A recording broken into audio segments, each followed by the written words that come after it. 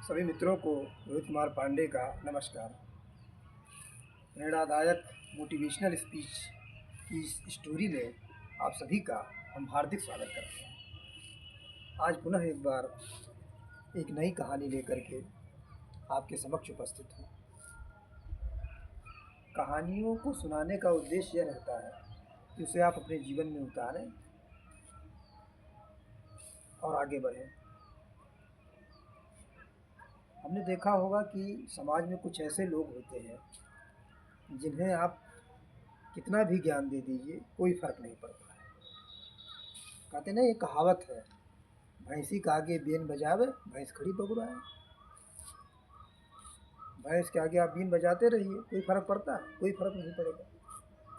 तो वैसे ही आपको अपना ज्ञान जो है ऐसे लोगों को देना चाहिए जो सक्षम हो, जो आपकी बात मानते हो। ऐसे लोगों को नहीं देना चाहिए जो आपकी बात ना मानते हो। वहाँ आपका नुकसान भी हो सकता है कि आपका बहुत ज़्यादा नुकसान हो जाए। एक पेड़ था, उस पे एक गौरैया का घोंसला था। एक दिन उसी पेड़ पर 3 बंदर आए टहलते हुए, और ठंडी का महीना था। बहुत ठंड लग रही थी उन बंदरों को। मौसम ख़राब था, उन बंदरों को बड़ी ठंडी लग रही थी। बंदर सोचने लगे कि अगर आग होता तो आग सेक करके हमारी ठंडी कम हो जाती। कुछ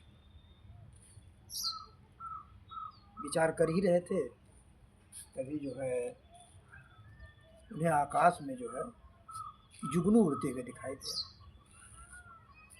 तो एक बंदर खुशी से उछल पड़ा। उसने कहा, देखो जुगनू उड़ रहा है, आओ इस जुगनू को पकड़ ले, और इस जुगनू को पकड़ कर इससे आग जला देंगे, इससे आग जल जाएगी। अब उन मूर्खों को क्या पता कि जुगनू से भी आग जलेगी।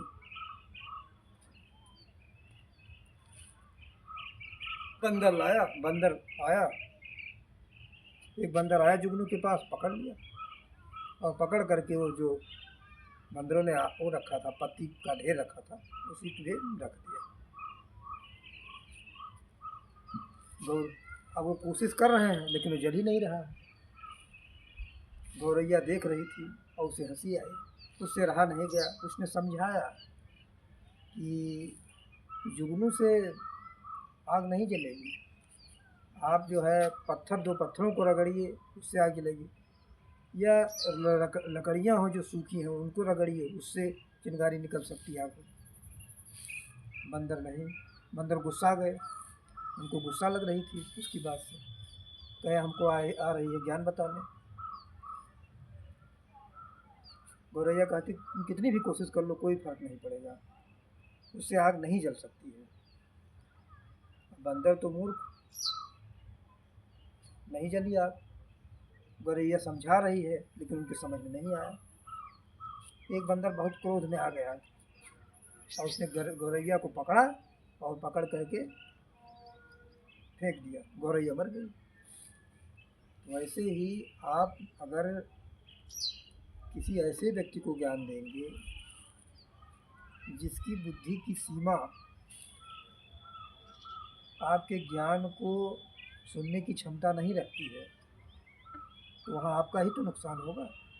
इसलिए ज्ञान को वहाँ देना चाहिए जहाँ लोग आपका पालन करें। बहुत बहुत धन्यवाद मित्रों हमें सुनने के लिए। जय श्री राम।